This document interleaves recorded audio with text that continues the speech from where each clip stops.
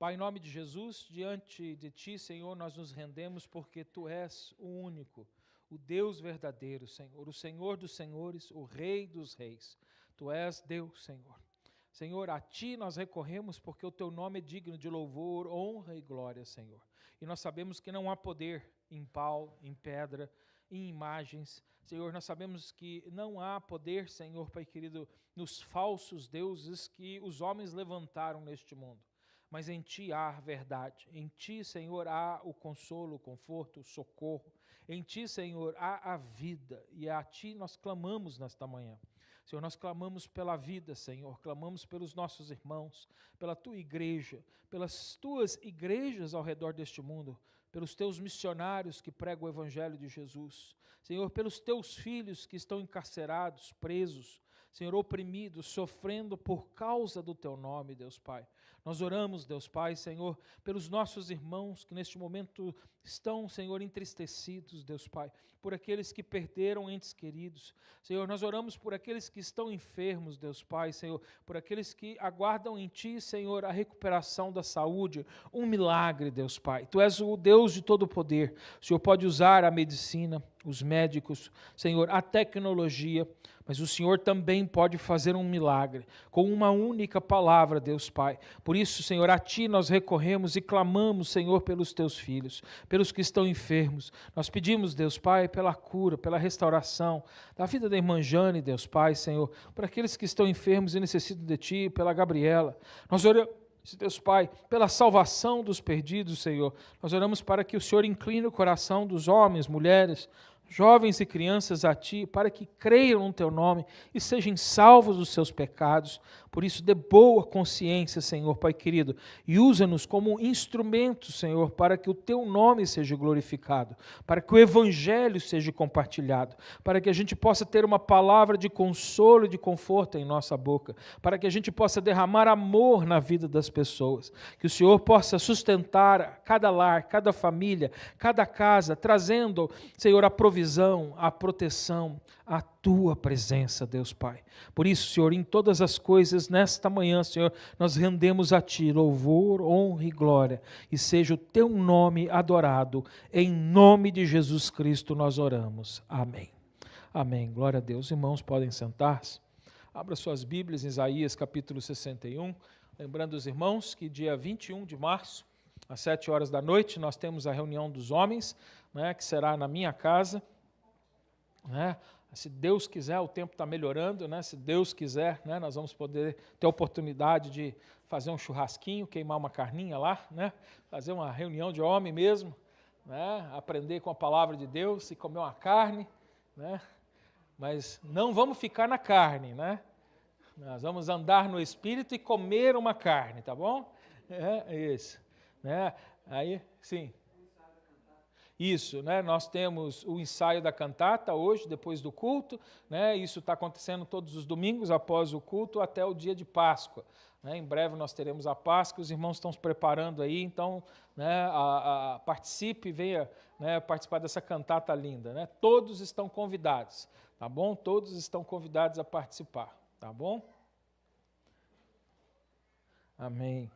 Isaías capítulo 61, hoje nós vamos começar um novo capítulo na Bíblia, eu vou fazer a leitura de todo o capítulo, mas o meu plano hoje é pregar em 1,5 versículo, tá?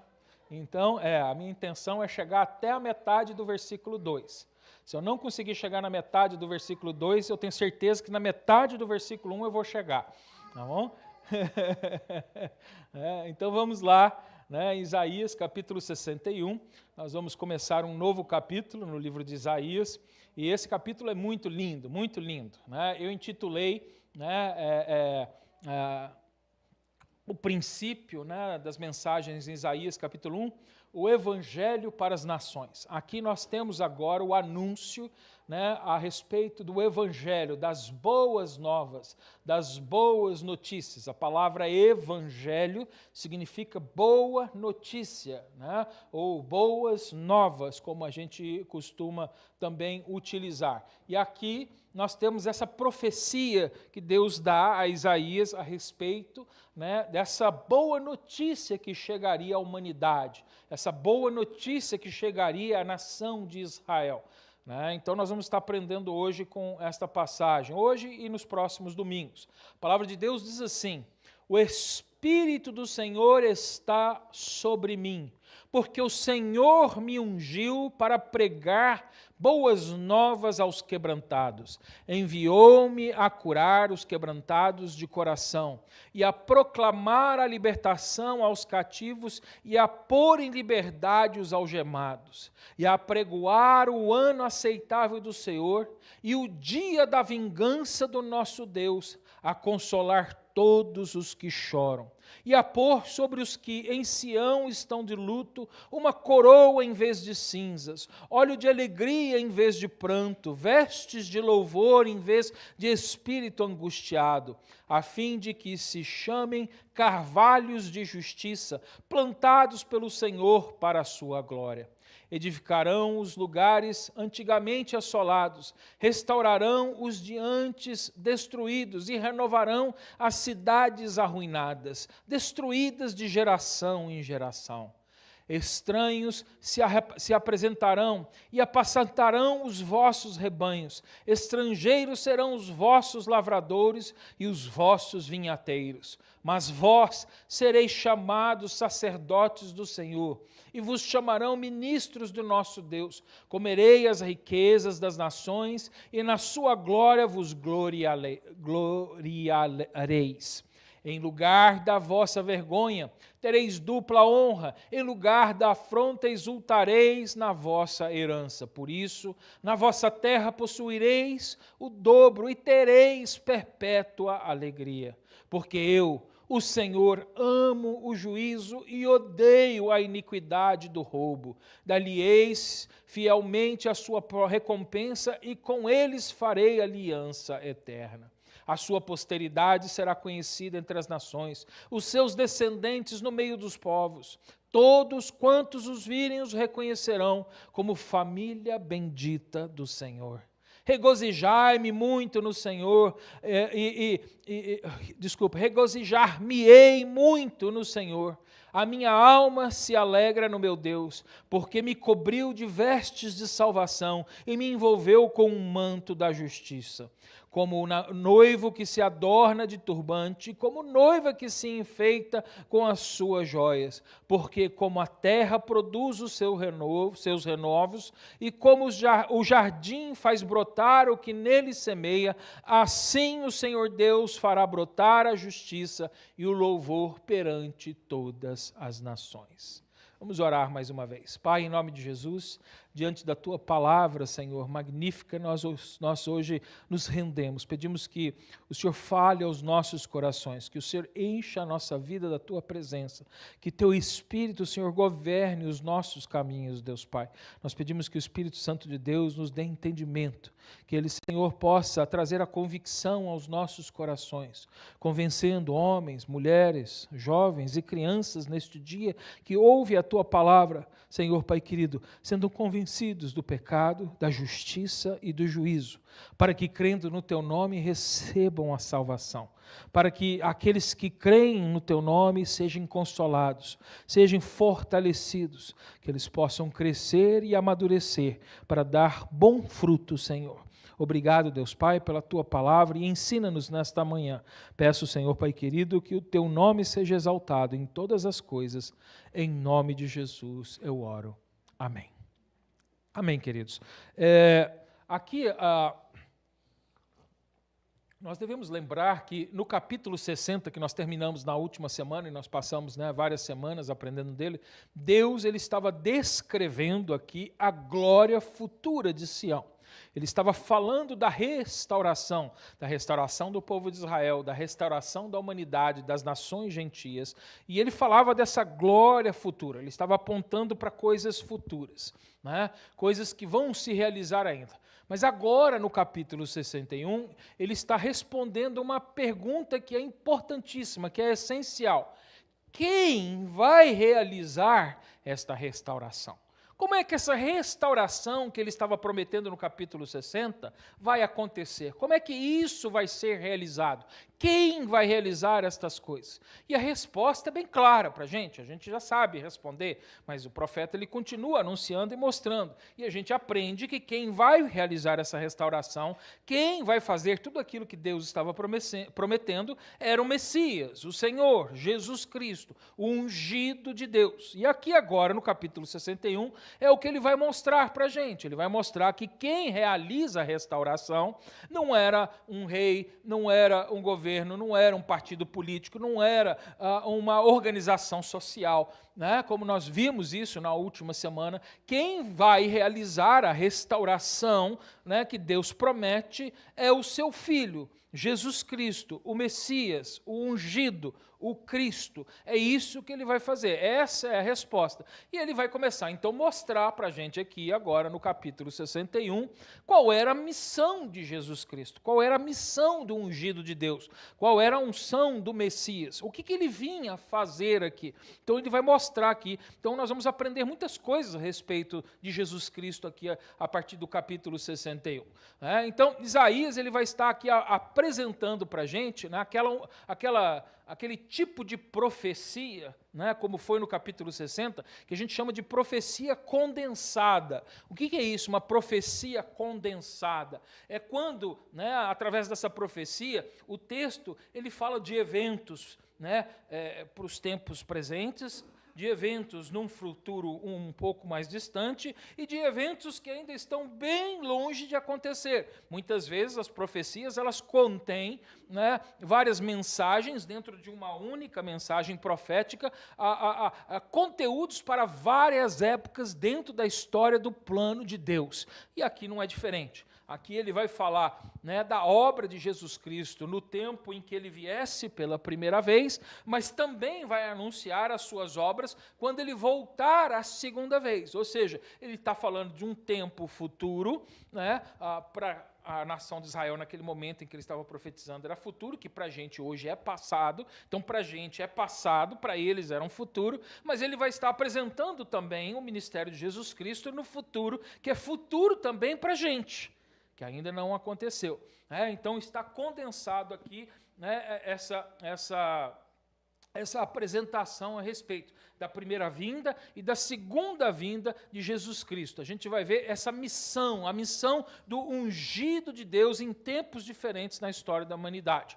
Né? E por que a gente sabe isso? Como é que eu posso afirmar isso aqui, falando isso para os irmãos? Por quê? Porque o próprio Senhor Jesus, quando ele veio a primeira vez, ele afirmou isso lá em Lucas capítulo 4. Você não precisa ir lá agora, nós vamos ver daqui a pouco, mas lá em Lucas capítulo 4, na sinagoga, na cidade de Nazaré, ele fez uma declaração, ele falou lá assim: hoje se cumpriu esta escritura que acabais de ouvir.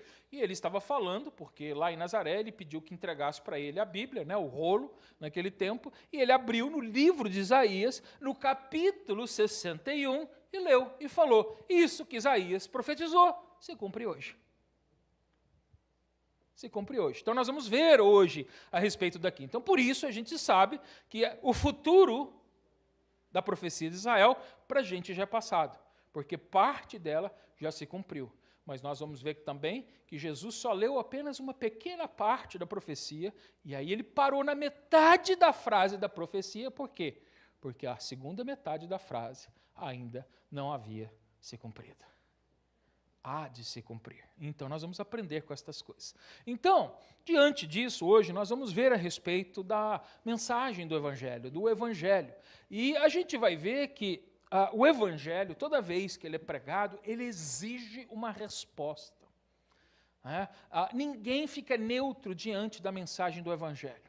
E a gente vai ver isso aqui hoje. A gente vai ver com outros exemplos aqui na palavra de Deus de que, né, quando o evangelho é pregado, a pessoa ela é forçada a dar uma resposta. Ela nunca mais vai poder ficar neutra. Ou ela crê, ou ela rejeita. Mas ela não é neutra. Ela não fica neutra. Então, minha pergunta para você hoje aqui é: qual vai ser a sua resposta? Vai ser de fé? Ou vai ser de rejeição? Então, nós vamos aprender hoje aqui. Então, vamos lá, para o versículo 1. Nós vamos começar. Só o versículo 1 eu dividi em 4 partes, porque ele tem muita coisa. Então nós vamos começar com a primeira parte, que eu chamo de parte A, do versículo 1. Tem a parte B, a parte C e a parte D. Então dividi em 4.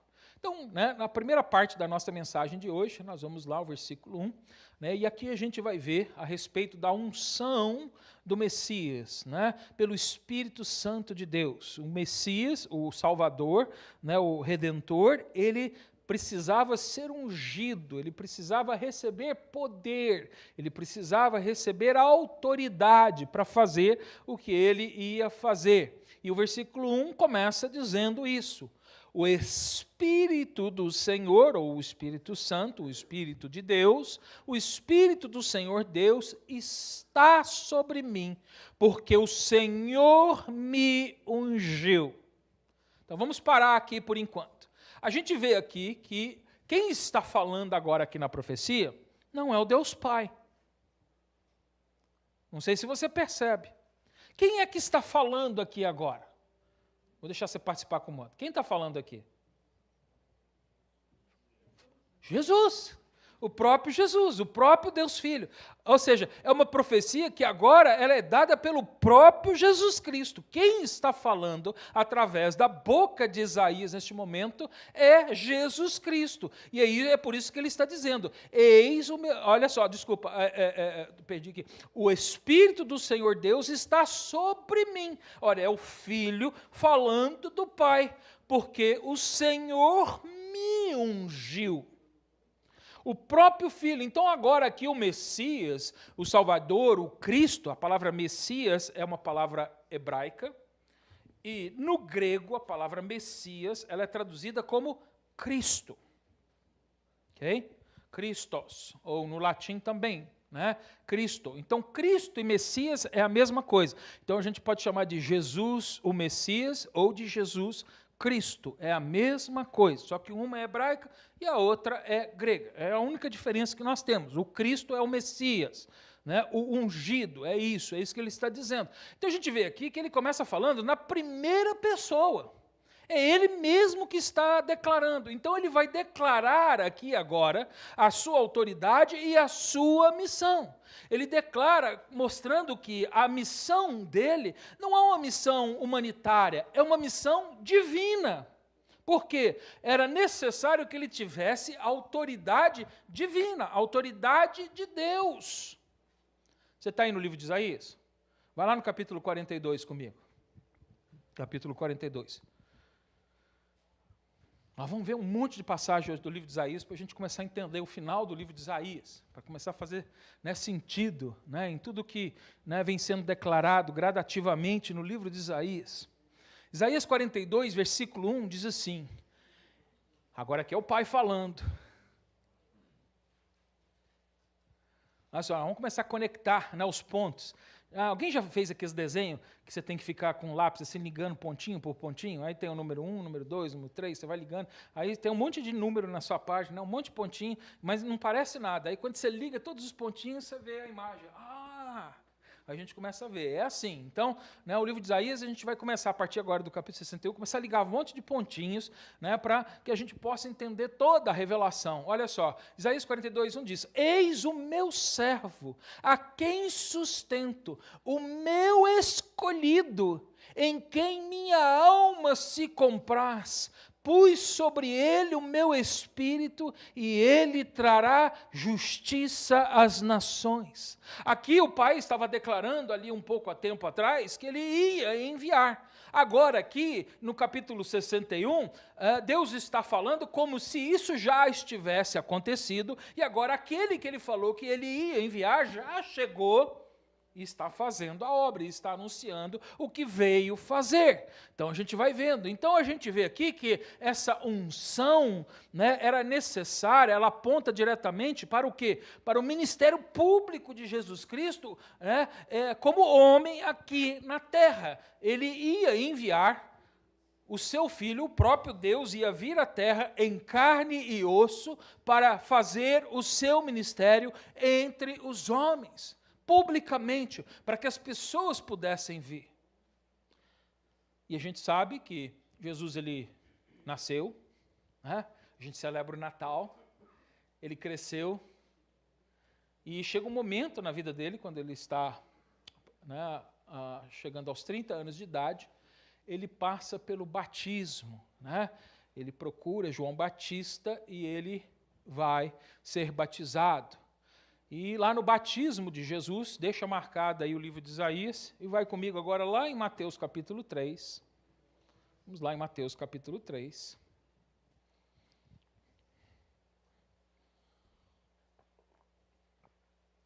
Porque no 42 a gente viu que Deus anunciou que ia fazer. No 61, Jesus está dizendo que foi feito. Mas quando isso aconteceu, está escrito lá no livro de Mateus.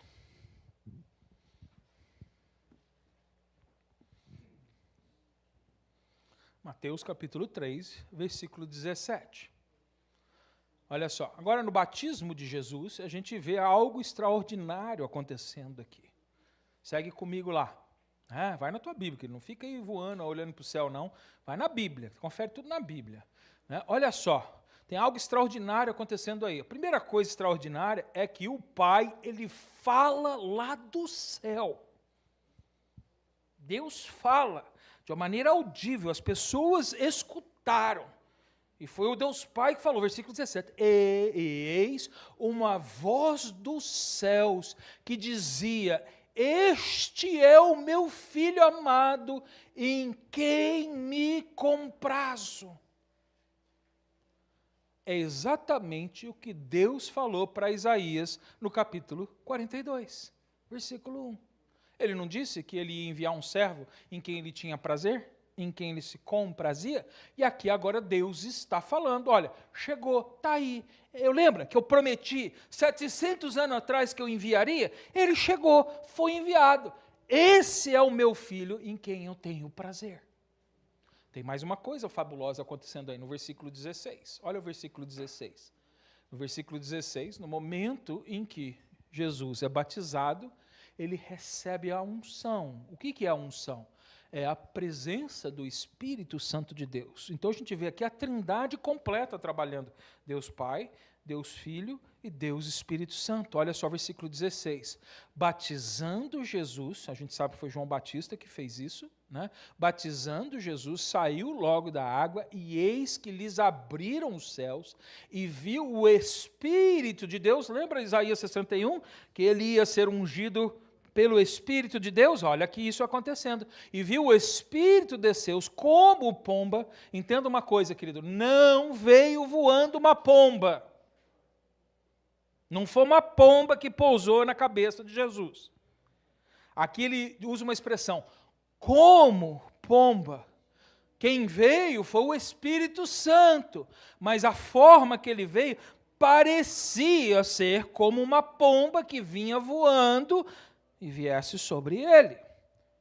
Devia ser uma luz esbranquiçada, não muito grande, deve ter sido uma imagem, mas foi visível. O Espírito Santo, que é invisível, se tornou visível naquele momento para que as pessoas vissem, e quando as pessoas viram, e elas não sabiam como descrever aquilo, porque nunca ninguém havia visto isso, eles falaram, era como uma pomba.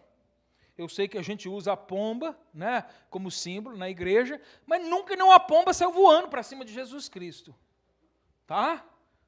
A gente às vezes cria umas ideias, é para dar uma ideia de como chegou, parecia. Tá? Então, olha só, então não precisa ficar andando com pombinha pendurada no pescoço, essas coisas, né? Não é isso. O que a gente precisa não é coisa pendurada no nosso colar, o que a gente precisa é estar revestido do poder do Espírito Santo, assim como o nosso Senhor foi. Ele não tem que estar pendurado lá de fora, ele tem que estar dentro da gente. Tá? Então vamos ver, é maravilhoso. Vai no capítulo 4, você tem Mateus 3, vai no 4. Algo maravilhoso aqui acontece também. A gente vê aqui que assim que Deus anuncia, Deus Pai anuncia que esse era quem ele chamou, quem ele prometeu. Depois que o Espírito Santo vem e é derramado sobre ele, e ele recebe a unção, ele começa o trabalho dele, ele começa o ministério dele. Até então não havia começado. Ele começa. E aí, agora no capítulo 4, no versículo 1, nós vemos a primeira tarefa de Jesus Cristo. A primeira obra missionária de Jesus Cristo. Olha só qual foi. Toda hora bate aqui e sai de onde eu tenho que estar.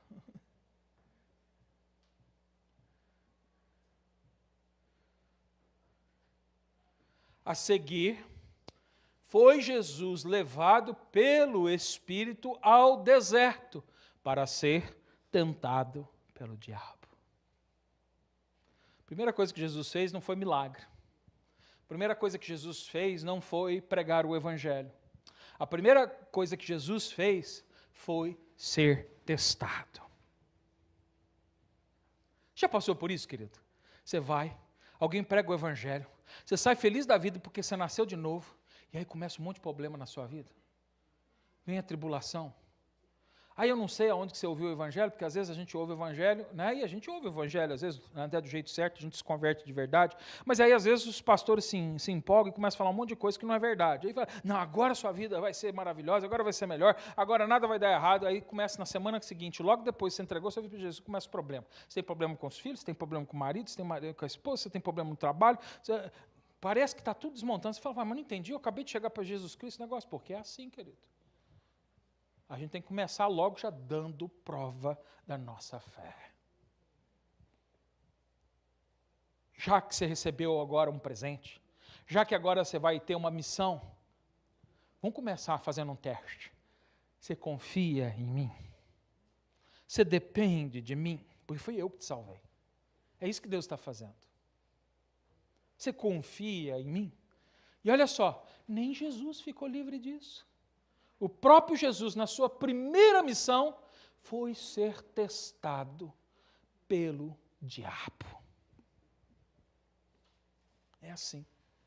A gente vê aqui, né, que a Trindade inteira ela apareceu nesse momento. Jesus ele não veio simplesmente para ser um líder moral, né, ou um líder religioso. Não, ele veio como ungido de Deus. A palavra Messias, como eu disse, a palavra Cristo, ela significa literalmente na nossa língua o ungido. Aquele que tem a unção, aquele que está selado pelo Espírito Santo de Deus.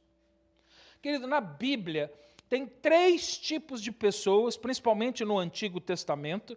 Né? No Antigo Testamento haviam 3 tipos de pessoas que eram ungidas. A primeira delas era o profeta. O profeta, ele era ungido para ser profeta. O segundo era o sacerdote. O sacerdote, aquele que cuidava da vida espiritual do povo, ele tinha que ser ungido para que ele se tornasse sacerdote. E o terceiro tipo de pessoa, a terceira classe de pessoa, era o rei. O rei, para reinar, ele era ungido. Então havia a unção.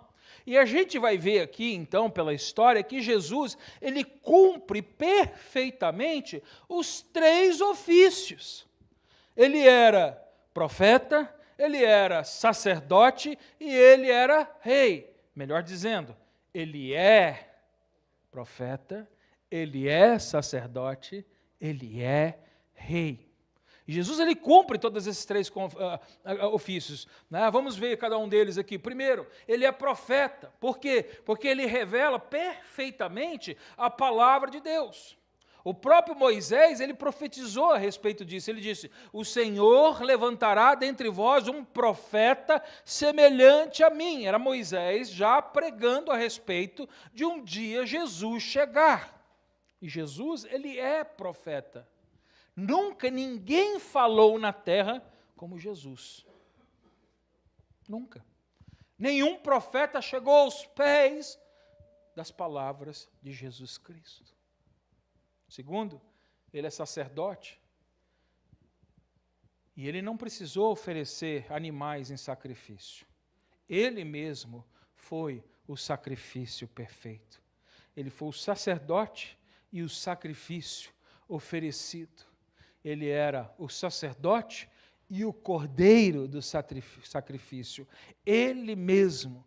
E ele, quando se entregou e foi sacrificado, ele encerrou toda necessidade de outros sacrifícios ou outro sacerdote, porque ele era o sacerdote perfeito. Por isso não há necessidade de haver outros sacerdotes. É por isso que hoje, nós que pregamos e ensinamos a palavra de Deus, nós não somos chamados de sacerdotes, e até está errado, como a Igreja Católica muitas vezes faz. Ela chama os seus padres, os seus líderes, de sacerdotes, o que não é correto. Por quê? Porque não há necessidade de alguém que apresente sacrifício diante de Deus. Por quê? Porque o sacrifício de Jesus Cristo foi suficiente, foi tudo que Deus precisava para salvar a humanidade e perdoar os nossos pecados. Então nós não precisamos mais de sacerdotes. O que nós precisamos são de mestres, de pastores, que ensinem a palavra, que guiem as suas pessoas para crer no sacerdote que fez a obra de uma vez por todas. Então não vai haver necessidade. Não vai. O grande erro, e talvez o motivo de grande cegueira até os dias de hoje da maioria dos judeus é essa. Porque eles não têm um templo, como eles não têm um templo, eles não podem apresentar sacrifício. E até hoje eles estão correndo atrás de reconstruir um templo para que eles levantem um sacerdote, para que os sacerdotes possam voltar a apresentar sacrifício. Porque se não há sacrifício, não há o quê? Não há perdão de pecados. Se não há perdão de pecados, você morre em culpa. E eles se sentem culpados. Eles sabem que eles são pecadores. Mas eles não creem em Jesus Cristo porque estão cegos. Porque eles acreditam que o único meio de poder receber o perdão é através do sacrifício que um sacerdote humano pode fazer. E até hoje eles não perceberam, mas um dia, como Isaías profetizou no capítulo 60, eles vão ver. E eles vão crer. E eles vão entender que não há mais a necessidade. Tanto é que eles vão reconstruir o templo. A palavra de Deus diz que eles vão reconstruir o templo mais uma vez. E nesse templo eles vão apresentar sacrifício até o dia em que o anticristo entra dentro desse templo e ele profana o templo. Fazendo o quê? Como é que o templo é profanado? Apresentando um sacrifício não aceitável ao Senhor. E ali, dizendo que é o Salvador, que é o Messias, que é o ungido, que é o que apresenta o sacrifício para o benefício de todos, ele vai apresentar a aberração e causar em Deus a ira. E aí vai ser derramado no período da tribulação, da grande tribulação, porque o sacrifício é inaceitável. E é por isso que Jesus vem uma segunda vez, porque Ele é o sumo sacerdote. Agora, neste momento, mas quando Ele voltar a segunda vez, por isso os judeus vão se converter em massa, porque eles vão perceber que Ele já não é mais sacerdote, agora Ele é rei. Jesus não volta como sacerdote, hoje Ele é o nosso sacerdote, o nosso intercessor, Ele é o nosso sacrifício perfeito, mas Ele vai voltar um dia, na segunda vez, para sentar no trono, porque Ele não é mais o sacerdote, agora Ele é rei. Rei, e esse é o terceiro ministério de Jesus Cristo, o que fala do rei, por isso que eu falei que ele tem os três, um dia ele vai voltar em glória para reinar. Na primeira vinda nós vemos que ele foi o profeta que anunciou a salvação, na segunda vinda ele é o rei que estabelece o seu reino. Às vezes a gente pensa que as coisas que foram ensinadas a respeito do Espírito Santo, como sendo a marca, o selo, né, o carimbo da nova aliança, da graça, foi apresentado apenas por Jesus no Novo Testamento, nos Evangelhos, e não é verdade. Vamos voltar ao livro de Isaías? Vamos lá no capítulo 32, nós vamos passear pelo livro de Isaías. Já lá no livro de Isaías, no capítulo 32, no versículo 15, Isaías já estava anunciando que o Espírito Santo era a marca distintiva, era a marca, o selo que distinguia que você então estava dentro de uma nova aliança.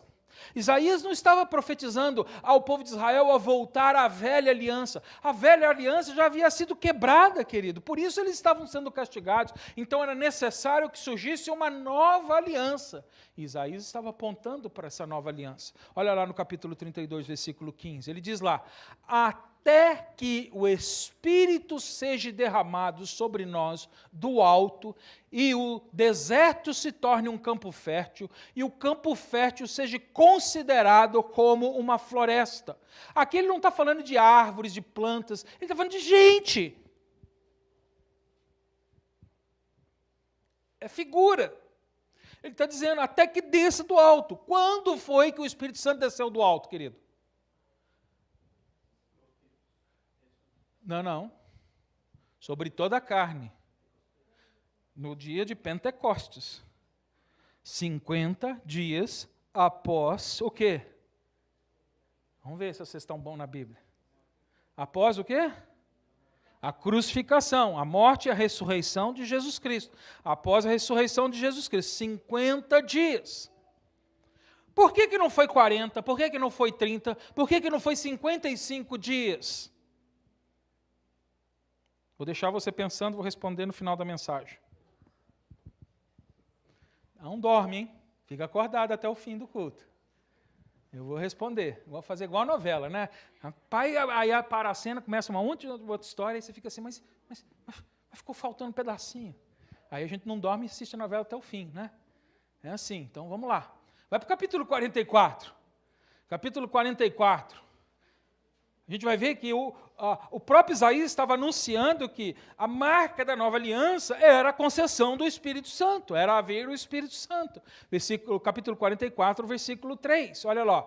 Porque derramarei água sobre o sedento e torrentes sobre a terra seca, derramarei o meu Espírito sobre a tua descendência e a minha bênção sobre os teus descendentes. Olha a promessa aí, futura, a marca. Abraão, lembra? Em ti todas as nações serão abençoadas. A sua descendência será como a areia do mar. Por que a descendência de Abraão seria como a areia do mar? Porque a descendência de Abraão não seria apenas a da carne, mas também a do Espírito. Nós não somos, talvez, descendentes do sangue de Abraão, mas nós somos descendentes da promessa de Abraão. Ele é o nosso pai da fé. Vai no capítulo 59. Capítulo 59, versículo 21. Vamos continuar ligando os pontinhos aí do livro. Capítulo 59, 21, diz lá. Quanto a mim, esta é a minha aliança com eles, diz o Senhor. Olha só qual é a aliança. Por que eu sei que Isaías não estava pregando a respeito para aqueles dias? Por causa disso. Ele está pregando de uma aliança futura. O meu Espírito que está sobre ti, e as minhas palavras que pus na tua boca, não se apartarão da tua boca, nem da tua descendência, nem da boca da descendência da tua descendência, diz o Senhor, desde agora para o sempre. De quem que ele estava falando aqui? De Jesus Cristo. Olha, o meu Espírito que está sobre ti. Sobre quem veio o Espírito? A gente leu lá em Lucas capítulo 4, sobre Jesus Cristo. Aí ele fala, olha só, as minhas palavras que eu pus não se apartarão da tua boca, nem da tua descendência. Quem é a descendência de Jesus Cristo? Todos os que creem no seu nome, gentios e judeus. E assim a igreja continua, desde agora para sempre. Então é isso, querida, a gente vai vendo aqui que já no Velho Testamento havia o anúncio da aliança do Novo Testamento.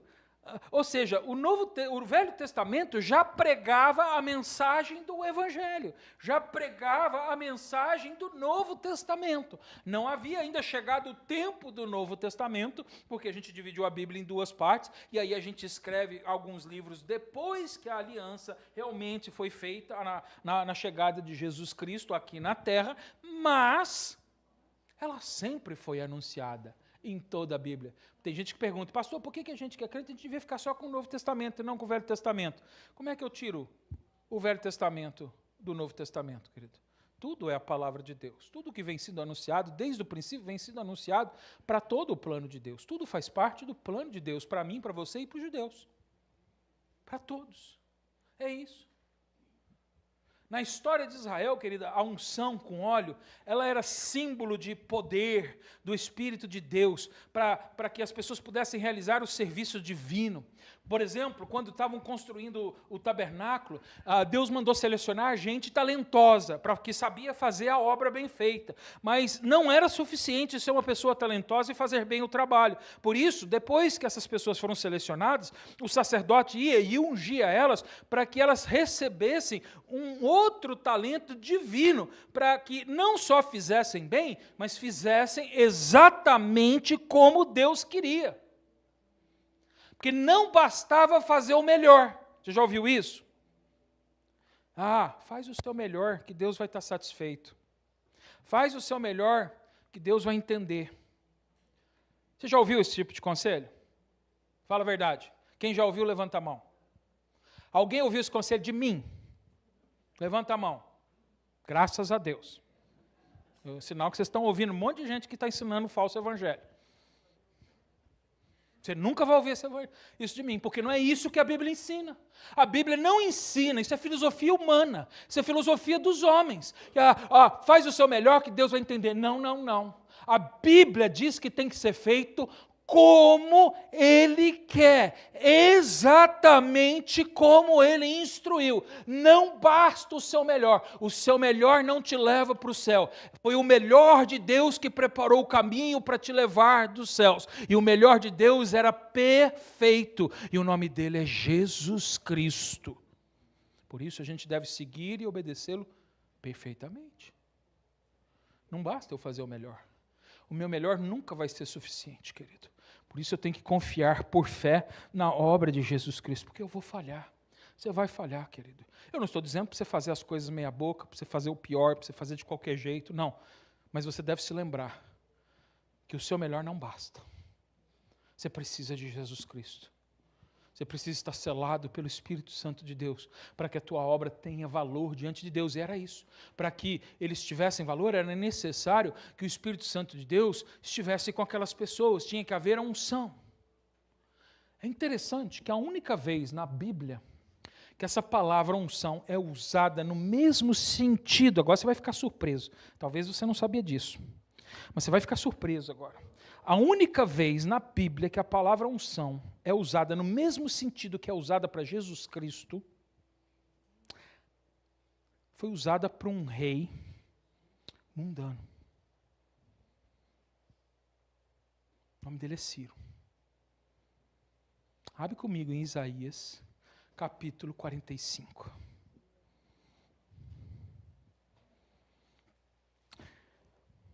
Ciro, ele era o rei da Pérsia. E Deus dá a ele o mesmo título que deu a Jesus Cristo. Isso é sério. Para quem não sabe, Pérsia é o Irã. E um rei iraniano foi comparado a Jesus Cristo. Né? Que ironia, né? Principalmente nos nossos dias, né? Faz uma semana que nós iniciamos uma guerra com o Irã.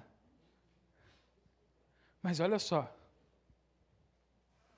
Isaías capítulo 45, versículo 1 diz assim: assim diz o Senhor ao seu ungido Ciro. Volta no capítulo 44. Uau! aqui essa expressão é exatamente a mesma que Deus usa para Jesus. No capítulo 44, versículo 28, diz assim: Diz-se de Ciro, ele é meu pastor. Ele é o meu pastor. Quem foi que foi chamado também de o meu pastor? Jesus, Salmo 23. O Senhor é o meu pastor. Olha só. Ele é o meu pastor e cumprirá toda a minha vontade. E diz a Jerusalém: tu serás edificadas e ao templo os teus alicerces serão lançados. Eu não estou falando que Ciro era Jesus, querido, de maneira nenhuma.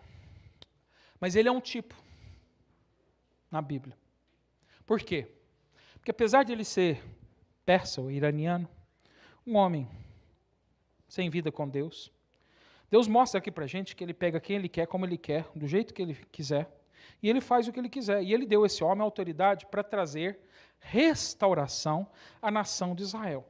Aqui, nesses 2 versículos, nós estamos vendo a profecia da restauração daquele momento da nação de Israel. Porque ela cairia nas mãos da Babilônia, eles se tornariam escravos na Babilônia durante 70 anos, mas Deus prometeu que ia tirar eles lá da escravidão de 70 anos, e quem ia fazer isso? O pastor. Quem era o pastor? O rei da Pérsia, um iraniano. Deus levanta um iraniano, Ciro, para ir libertar Israel das mãos da Babilônia, para dar dinheiro e condições ao povo de Israel para reconstruir a cidade de Jerusalém e libertar o povo e levar eles de volta à terra que Deus havia prometido ao seu povo. Hoje, aquela nação que quer destruir Israel foi um dia a nação que reconstruiu Israel, porque Deus moveu o coração do rei. Então eu pergunto para os irmãos, quem é que manda? São os reis dessa terra ou é Deus? Você vê, um dos maiores inimigos de Israel foi quem reconstruiu eles, foi quem libertou eles, foi quem trouxe eles de volta. E hoje eles estão danados da vida porque eles sabem que foram eles que fizeram isso. Querem acabar com aquilo que não pode ser acabado. Porque quando Deus quer, Ele faz do jeito que Ele quer, Ele bota uma nação que é inimiga para construir, reconstruir aquela nação. É uma ironia tremenda, não é? Como Deus, Ele tem um senso de humor, não é maravilhoso, não é verdade? Olha só que coisa maravilhosa. E Ele diz aqui, por quê? A gente está vendo isso. Né? Como a gente viu lá no capítulo 60, a restauração após a Babilônia, ela é uma figura da restauração da cidade de Deus, ou seja, né, o que Deus está prometendo que ia fazer com Israel naquele tempo, é uma figura do que Deus vai fazer para toda a humanidade, quando Ele abrir a eternidade para a gente, quando a nova Jerusalém descer do céu. Né? Então é uma figura, a restauração de Jerusalém naquele tempo é uma figura da restauração do mundo. Quando Deus começa a eternidade, e Ciro, ele é uma figura do restaurador final. Ciro é uma figura do grande pastor, do sacerdote, ele é uma figura de Jesus Cristo, um iraniano. É incrível, não é? Vamos seguir para a segunda parte do versículo 1. Parte B. Então a gente começa a ver, voltando a Isaías capítulo 61. Não sei onde é que eu vou chegar hoje, querido. Eu queria chegar até a metade do versículo 2, mas eu não sei. Eu acho que eu vou ficar só até a metade do versículo 1. Vamos ver se vai dar tempo. Não é linda a palavra de Deus? Como é rica, tanta coisa maravilhosa, não é? Nós nem começamos, né? A gente viu 1/4 do versículo, e olha quanta coisa a gente já aprendeu. Em 1/4 do versículo. Vamos ver o 2/4 do versículo aqui agora. 2 coras. Agora aqui, ele diz que essa boa notícia, essa restauração, ela é oferecida a um grupo de pessoas. Olha só o que ele diz. Então ele ungiu o seu filho, o seu servo, ele ungiu o Messias para quê? Agora ele diz, para pregar boas novas aos quebrantados. Enviou-me a curar os quebrantados de coração. Essa expressão aqui no hebraico, ela significa literalmente né, boas novas, anunciar o Evangelho. Anunciar o Evangelho. Então, uma das missões, a primeira missão do Messias é proclamar a boa notícia. Aliás, a boa notícia não era a notícia que ele vinha trazendo. A boa notícia é ele vindo. Porque a boa notícia não era algo que Jesus ia falar. A boa notícia é o próprio Jesus. Porque Ele é o Redentor, Ele é o Salvador, Ele é o sacrifício suficiente para acabar e eliminar com a ira de Deus sobre a humanidade. Ele é o sangue que nos lava de todo pecado. A boa notícia não era algo que Ele ia falar, a boa notícia era Ele estar no meio de nós, era Ele estar aqui. Mas tem um detalhe importante aqui, nesse versículo. Olha que detalhe importante aqui. As boas novas, as boas notícias, os evangelhos, elas não eram dirigidas para todos. Sem dúvida, o desejo de Deus é salvar a todos.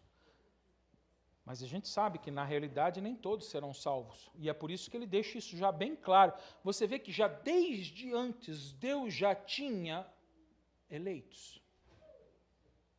Desde antes, Deus já tinha um povo escolhido.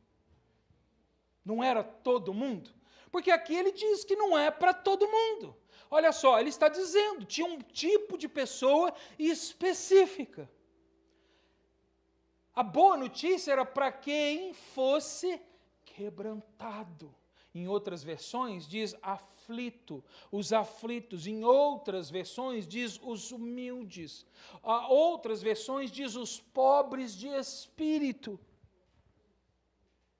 Então, já desde o princípio, a mensagem anunciada do Evangelho, que viria ao mundo inteiro, atingiria um grupo específico de pessoas. Os que são quebrantados pelo Espírito, os que estão aflitos. Ah, pastor, mas isso é invenção de sua cabeça. Não, o próprio Jesus falou disso. Vai lá em Mateus capítulo 5. Vamos ouvir as palavras de Jesus. Os irmãos já sabem que não importa o que eu penso. Nunca me peça a minha opinião, porque eu sempre vou te responder com o que a Bíblia diz. Porque não importa o que eu penso, não importa qual é a minha opinião, o que importa é o que Deus diz.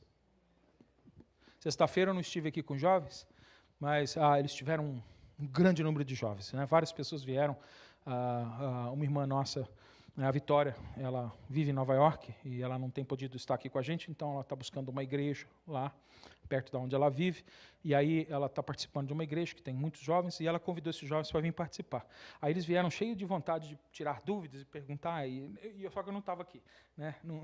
Não aconteceu. E ela depois sentou ontem comigo aqui, conversando de várias coisas, porque eles tinham várias perguntas, várias coisas que eles queriam saber. E aí ela estava falando, não, porque entre eles eu vi que as pessoas têm muitas opiniões diferentes, e quando a gente vai ler a palavra e tal, aí um diz assim, mas a minha opinião é essa, mas a minha opinião é essa, a minha opinião é essa. E eles queriam vir e perguntar para o senhor, né, qual é a sua opinião? Aí eu falei, você sabe o que eu vou dizer para eles, Vitória? Aí ela riu e falou, sei, eu já estou aqui há um bom tempo. O que eu ia responder para eles, Vitória? Aí ela falou, que a minha opinião não importa, o que importa é que a palavra diz. Porque não importa o que eu penso, importa o que a palavra diz. E olha o que Jesus disse na palavra. Capítulo 5, versículo 3. Mateus, capítulo 5, versículo 3. Bem-aventurado os pobres de espírito, porque deles é o reino dos céus.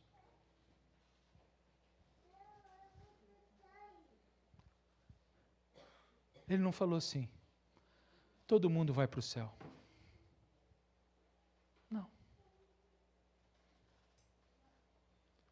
Não. Porque o Evangelho é para um grupo. Para aqueles que são pobres de espírito, para aqueles que são quebrantados pelo Espírito Santo. O Evangelho não é para gente orgulhosa. Não é para gente autossuficiente. Quem manda na minha vida sou eu. Eu vivo a minha vida e eu ganho minha vida com a força do meu braço. O Evangelho não é para esse tipo de pessoa. Talvez você já pegou para gente assim. E eles olharam assim com desdém para a sua cara. Eu não preciso de Jesus. Eu tenho educação, eu tenho formação, eu tenho um bom trabalho, eu tenho posses. Eu confio em mim.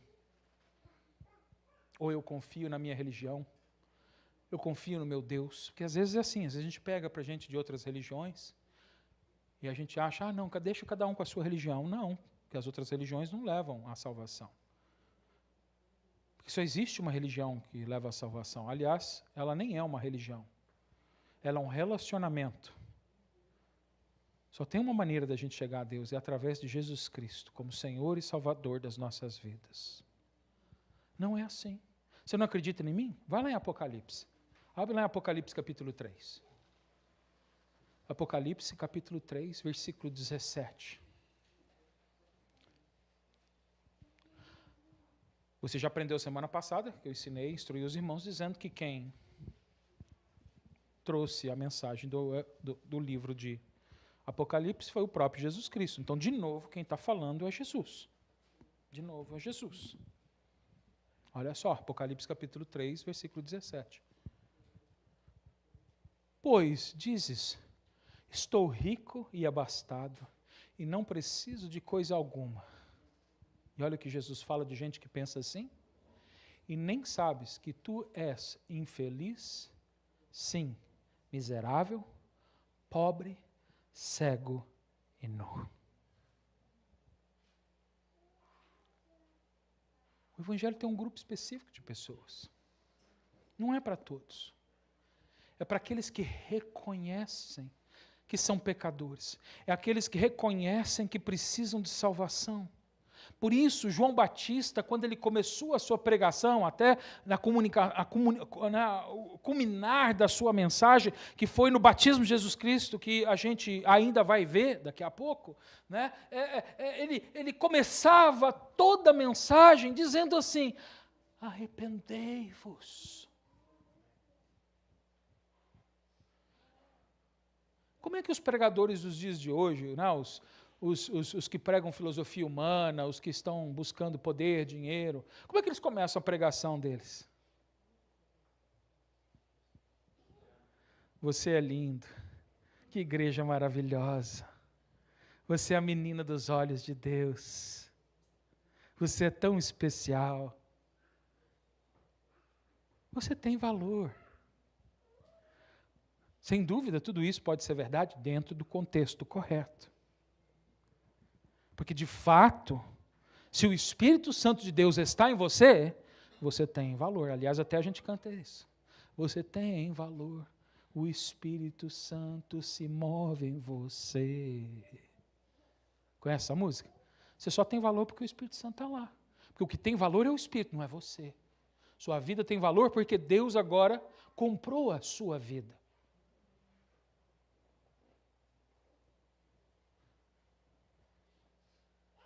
É isso. Você está em Mateus? Você está em Mateus? É em Mateus que nós estamos? Apocalipse, então volta em Mateus. Lá no capítulo 1. Volta lá em Mateus capítulo 1. Olha lá. Hoje nós só vamos ficar na metade do versículo 1. É muito versículo aqui, rapaz. Tinha que dividir o versículo 1 pelo menos uns 5 ou 6. É muito grande. Não dá para pregar ele inteiro. Olha só, Mateus capítulo 1, versículo 1. Versículo 1, 2 e 3. Olha só.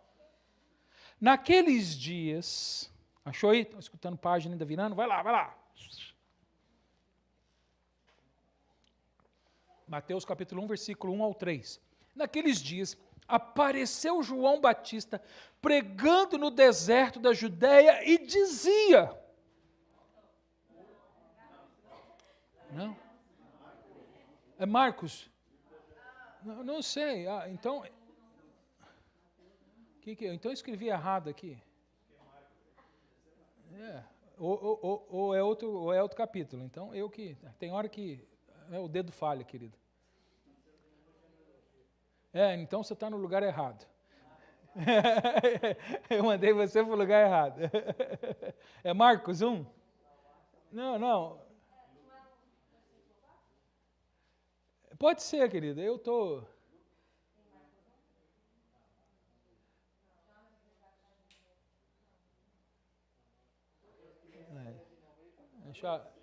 Deixa... É o capítulo 3? Aí, tá vendo? De Mateus, tá vendo? Tem hora que a gente... tem hora que a gente erra. É o 3, querido, é o 3. Tá vendo? É o 3. Ainda bem que vocês conferem na Bíblia, tá vendo? Por isso Paulo falou que vocês são nobres. Vou até salvar aqui para não falar besteira de novo. Falhou o dedo aqui. 3, de 1 a 3. Eu escrevi 1, de 1 a 3. Tá vendo? Tem hora que falha aqui. Então achou agora, né? Capítulo 3. Naqueles dias, apareceu João Batista pregando no deserto da Judéia e dizia: arrependei-vos, porque está próximo o reino de Deus. Porque este é o referido por intermédio do profeta Isaías. Voz do que clama no deserto, preparai o caminho do Senhor e endireitai as suas veredas. Querido, não tem outro jeito. A única maneira, querido, da gente salvar as pessoas dos seus pecados é chamando as pessoas ao arrependimento. As boas novas é a pregação que chama os homens, as mulheres, os jovens, as crianças a se arrependerem de seus pecados e não inflar o ego das pessoas. Inflar o ego das pessoas enche as igrejas. Não teria cadeira vazia, aliás, nós nem estaríamos mais neste prédio se fosse isso que eu pregava aqui nessa igreja. É por isso que até hoje a gente ainda está nessa mesma igreja e a gente continua com cadeira vazia aqui dentro. Por quê? Porque a gente está pregando uma mensagem que a humanidade não quer ouvir. Mas é essa a mensagem do Evangelho. Essa é a mensagem que salva. Eu não estou aqui para ganhar títulos ou para me empoderar diante de um grande grupo de número de pessoas. Eu fui chamado para pregar o Evangelho. Então, mesmo que a gente não tenha, como quase chegou ao ponto de ter dinheiro para pagar o nosso aluguel da nossa igreja, eu não vou abrir mão daquilo que Deus me ensinou, porque o que Ele me ensinou pelo Evangelho é que eu devo pregar a mensagem que chama o homem a se arrepender dos seus pecados. Essa é a mensagem. Esse é o Evangelho que você tem que pregar. Vai lá em Lucas, capítulo 4. Acho que eu estou chegando na metade da minha mensagem, da metade do versículo 1.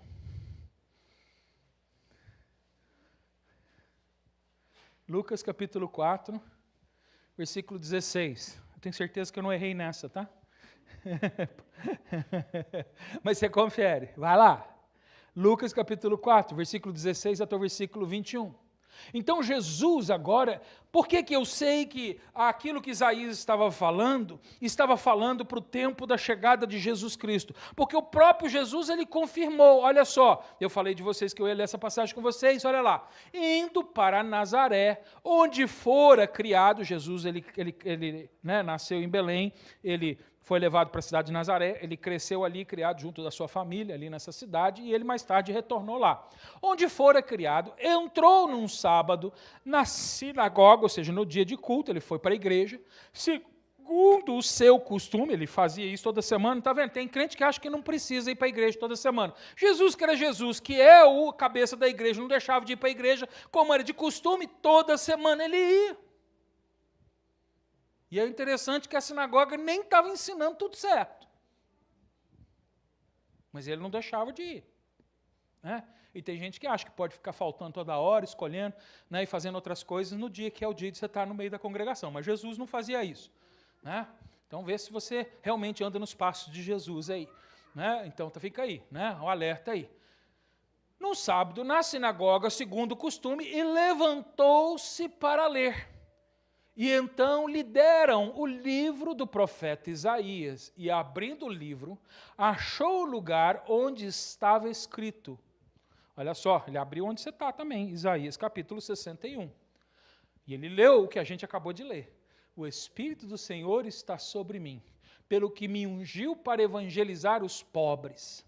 Enviou-me para proclamar a libertação aos cativos e a restauração da vista dos cegos, e pôr em liberdade os oprimidos, e apregoar o ano aceitável do Senhor. Sabe onde ele parou? Acabou. Ele começou a ler e parou.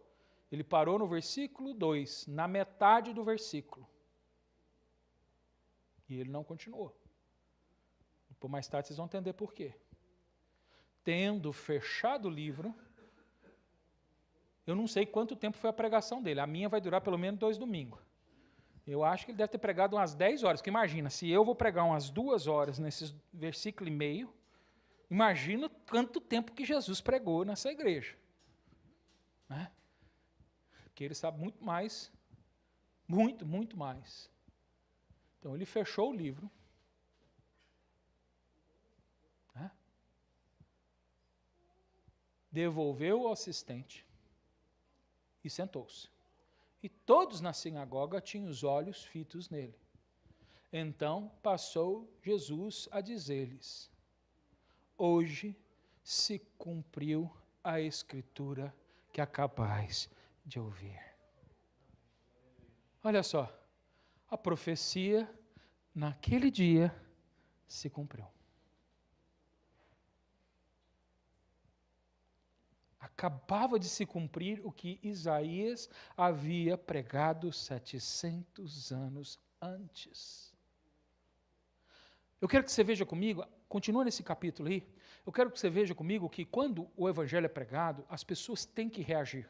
Lembra, no início da minha mensagem eu falei assim, que não tem jeito de a gente ficar inerte, não tem jeito de a gente ficar sem resposta diante do evangelho, a gente vai responder, olha só.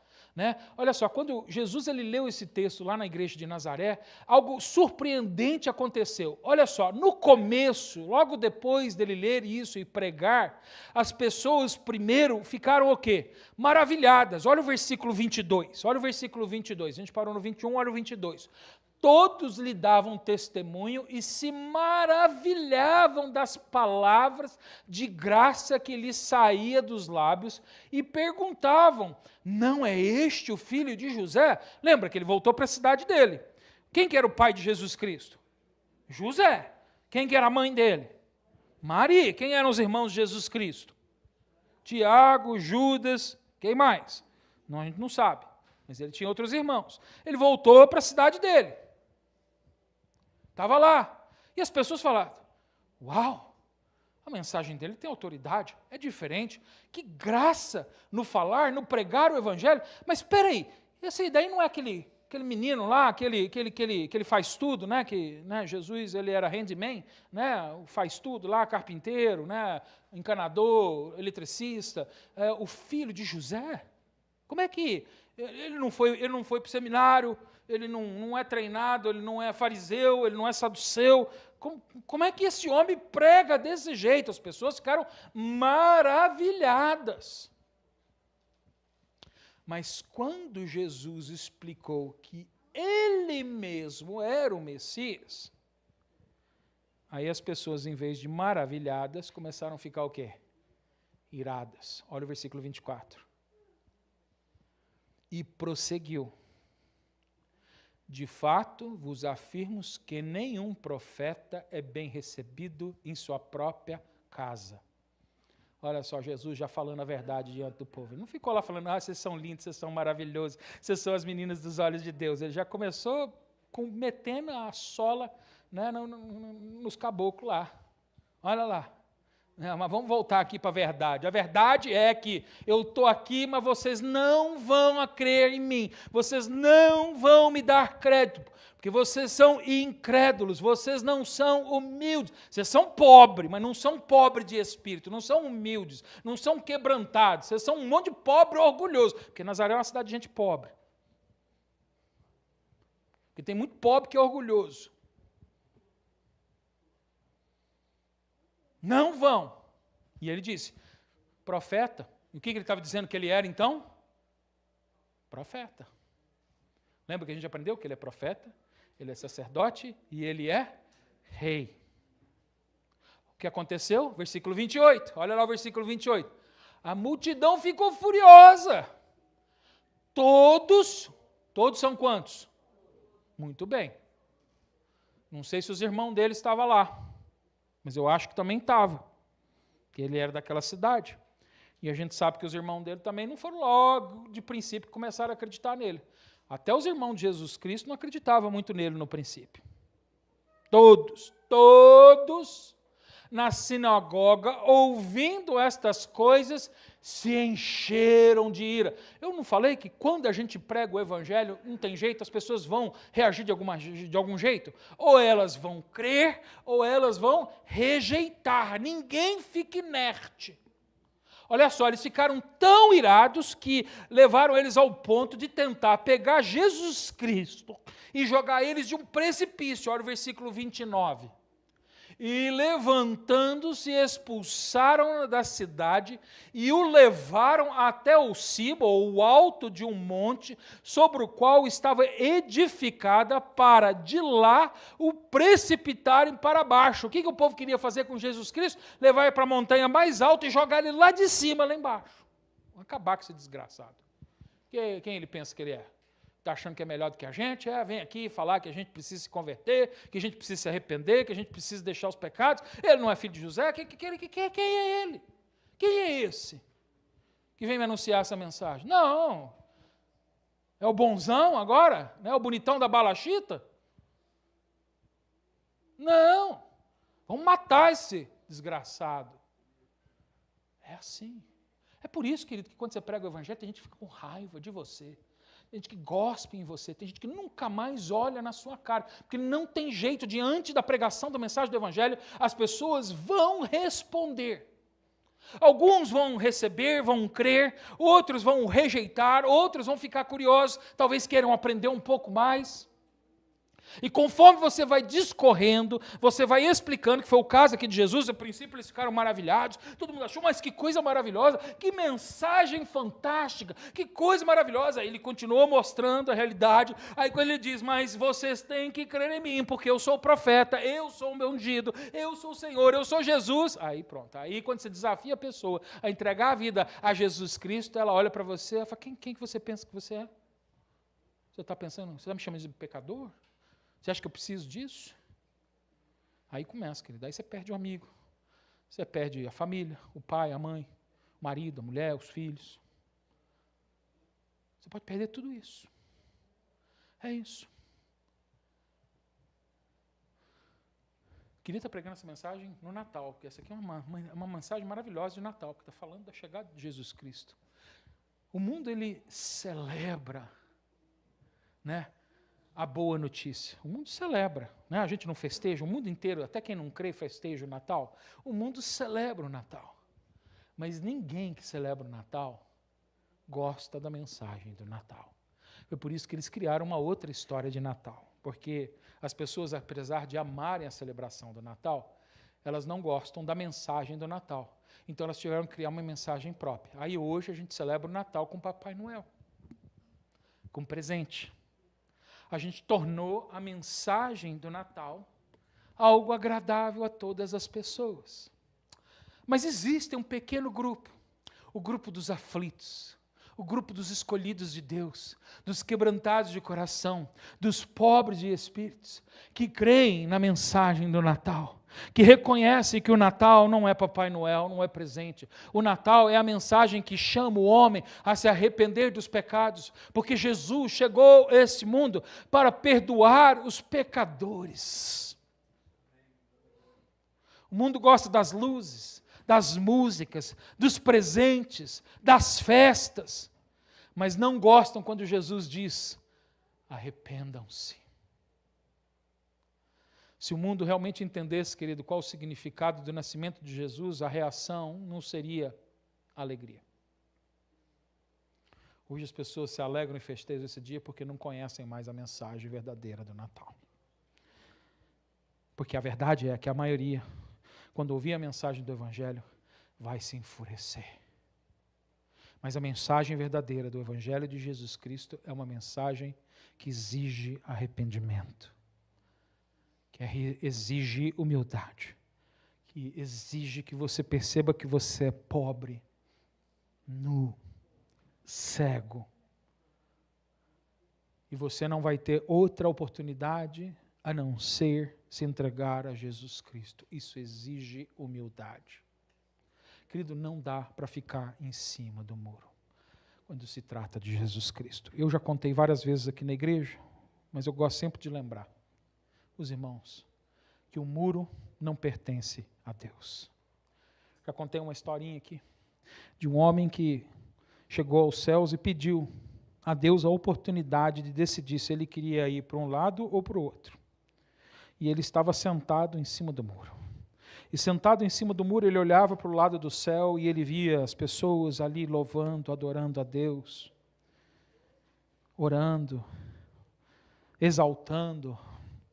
Ele falou, é bonito, é interessante. E ele olhava para o lado do inferno, e as pessoas ali passavam e vinham e gritavam, vem para cá, desce daí, vem cá, vamos fazer festa com a gente, vem, vem, vem.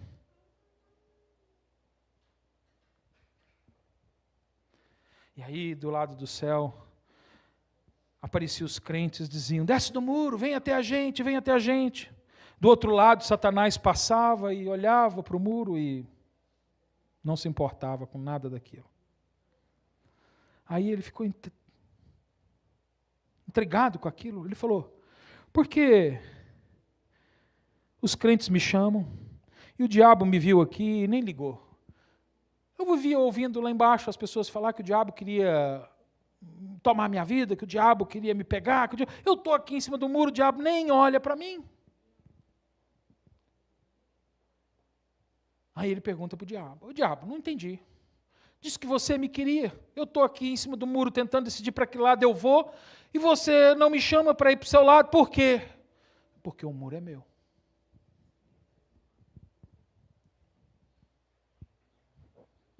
Quem está no muro já está do lado do diabo.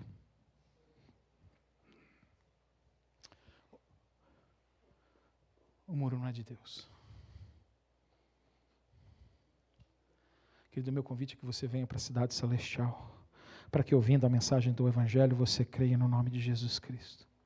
Que você entenda, querido, que o reino dos céus não é para qualquer um. É para os contritos de coração. É para aqueles que se quebrantam diante da realidade do pecado na sua vida. É aqueles que reconhecem que precisam do perdão de Deus. É para aqueles que creem na mensagem do Evangelho. É para aqueles que creem que Jesus é Senhor. É para aqueles que o obedecem. É para aqueles que o seguem. Não é para aqueles que vivem para si mesmo. Não é aqueles que pensam que podem entrar pelo seu esforço. Não é para aqueles que pensam que podem entrar pela sua posição, pelo seu dinheiro. Não. Não é. É que é para quem, com humildade no coração, diante de Deus, se confessar dizendo, Senhor, sou um pecador e eu preciso da tua misericórdia. Salva-me do meu pecado. A ti eu entrego a minha vida. Reina sobre mim, para que eu te obedeça em todas as coisas. Pai, eu peço, Senhor, que o Senhor quebrante os nossos corações, para que sejamos recebidos, Senhor, nas tuas mãos. Porque como estamos aprendendo pela palavra de Deus anunciada em toda a tua Bíblia, Senhor, o céu é para um grupo específico. Senhor, que eu possa estar neste grupo. Por isso, quebranta o meu coração. Derrama do teu Espírito sobre a sua vida para que eu creia, para que eu me arrependa, para que eu lhe siga, para que eu te obedeça, para que eu te ame, não de palavras, mas no meu viver. Obrigado, Jesus. Em nome de Jesus eu oro. Amém.